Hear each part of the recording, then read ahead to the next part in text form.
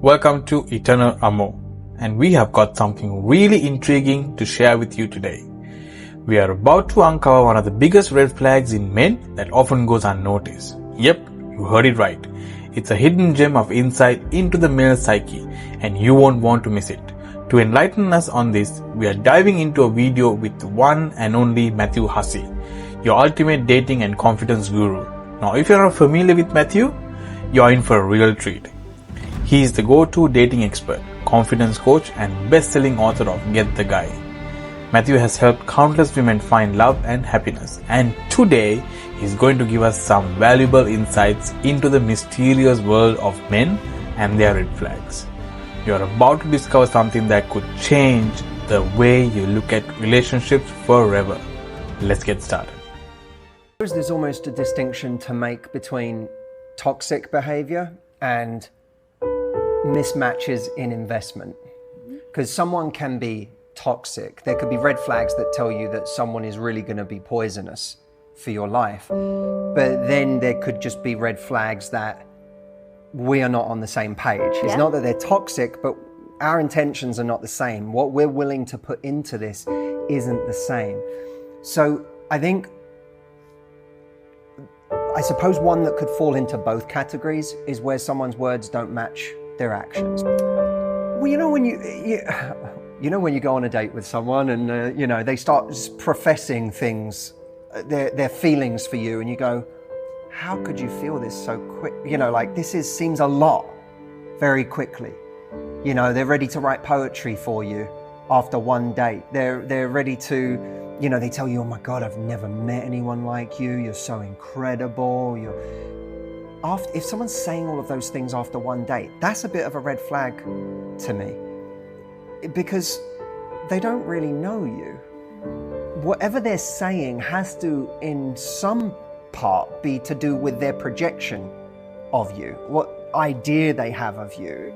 And so I think that when someone is saying something that's not been earned yet by the point in relationship you're at, that is something of a red flag. So I think there's red flags in terms of, is this person saying things that aren't earned by how much time we've actually spent together and how much we've actually got to know each other? Because if they are doing that, it's probably not based on me, it's based on an idea they have of me, or just a way they want to feel, a way they enjoy feeling. And maybe they've enjoyed feeling that way 5 times in the last year, and they're addicted to that rush, that feeling. And of course, a classic sort of, I don't like to say trait of a narcissist. I prefer narcissistic leaning trait, because I think that narcissist is a word that's thrown around so casually these days. Like, everyone's a narcissist. I think there's a narcissistic streak in all of us. We've all got some self-indulgence that rears its head, and we spend most of our lives trying to depart from that to be the best we can be, right? To try and be more giving or be less focused on us all the time. I think we all have that streak in us, some more than others, and some are, we can say are genuinely diagnosable as narcissists, but we're throwing it around way too casually. I think there needs to be some separation between labeling someone a toxic person and saying the way they're behaving is toxic, or the effect of their behavior is toxic. You could be with someone where every time you're vulnerable, every time you expose yourself, a weakness, a wound, something that's wrong, and you do it in the right way. I think there's a right way and a wrong way to do it, and I'm a big believer in the idea that we often scare people off. We have our favorite weapon. When we're scared, when we're hurt, when we're wounded, we have our favorite weapon. Our favorite weapon could be passive aggression. Our favorite weapon could be the silent treatment. Our favorite weapon could be storming off. It could be attacking you. We all have our favorite weapon. And I think we often scare people off in relationships, not because of our wounds, we scare them off with our weapons. The problem is someone doesn't even see our wound, because our weapon is so busy trying to hide the wound, right? Exactly. And really what's happening is this wound is screaming for attention, right? I please heal me, give me attention, make me feel better. But we like to get that attention in ways that feel safe to us. So the reason we get passive aggressive is because if I can get sarcastic, or if I can give you a little jab, then I get attention, but I get it in a way that feels safe because my wall is still up. The problem is it doesn't help me with my wound, because it doesn't help you get closer to me, which might help heal me. It doesn't help you know me better.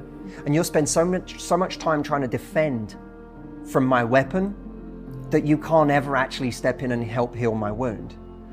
And so what I would say to flip that is when you get good at being vulnerable with your wounds and do it in a classy way, and doing it in a classy way is bringing it to someone in the right way. Being vulnerable isn't me telling you the same insecurity 10 times a day. That's not vulnerability, that's dumping. I'm making you responsible for my emotional state every time I feel it. That's not the same thing as vulnerability. Vulnerability is I'm insecure about this. I'm just making you aware. Ownership is the next 10 times I feel it today, I know you're already aware, so I don't need to tell you every time I feel it. That I have to do the work myself. That's where ownership comes in. So both ownership and vulnerability have to dance together.